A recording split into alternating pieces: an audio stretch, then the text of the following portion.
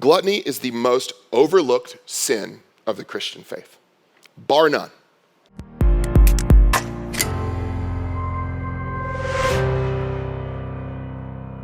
Gluttony, that we see most of the time in human nature, particularly here in the West, is actually much more subtle. In fact, when many of us think of gluttony, like I kind of made fun of it, we mostly think of it as funny or unimportant, or maybe we have a whatever attitude about eating, and we go, oh, stop, who cares? It's not a big deal. There's nothing wrong with a little food, just a little drink, just a little bit of dessert. It's not a big deal. Here's the case I want to make for you this morning. Gluttony is the most overlooked sin of the Christian faith, bar none. It's minimized, it's laughed at sometimes because it's funny, it's cast to the side, and it's even mocked when people call it out. Hey, you shouldn't be eating that. Oh, stop. You know what I'm talking about. The reality is, though, this sin causes a lot of problems. In fact, I'd make the case, no sin has had a greater impact on the quality of one's life than that of gluttony, okay? And mainly because it's so overlooked in the West. Every major modern Western disease in the United States is absolutely out of control, especially those that are called chronic diseases. You know what chronic disease is? These are diseases that are now known to be significantly linked, if not outright caused, by what we consume. These are things like type 2 diabetes, heart disease, hypertension, obesity, and more, okay?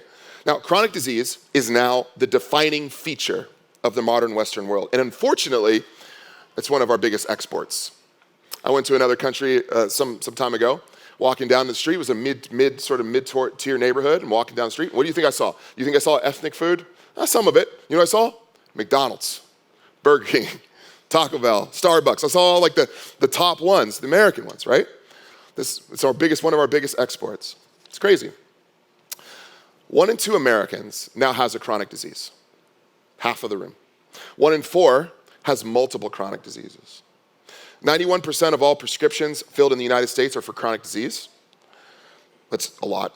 And 76% of physician visits are for chronic illnesses. And the crazy part is, again, you don't even need to be a full-on glutton to experience the causes of chronic disease, right? Of course not. Many people aren't and do experience these. But if you are a glutton, let's say, the reality for you is probably far worse. One author calls chronic disease in the West a slow-motion plague, but more wide scale. Serious.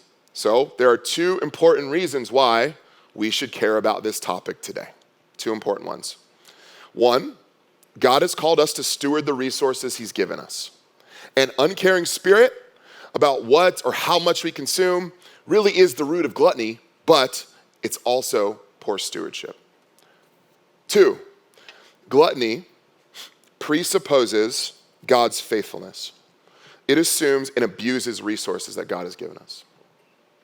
Now, Christians, again, we believe, for those of you that are not here and you're not Christians, I'll tell you what Christians believe. Christians believe that God provides all things, including our food. We believe God provides everything. This is more difficult to see, though, in countries of wealth and in countries of abundance like the United States. Harder to see, right? But we believe, though, that food, shelter, clothing, all that stuff comes from God as a gift. And he provides for us one day at a time. And so when we get these resources, that should spur us on towards thankfulness.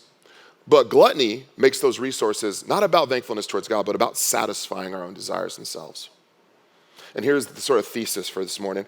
Gluttony makes God's provision about our pleasure rather than God's faithfulness. Now, you may be thinking one of 2 things.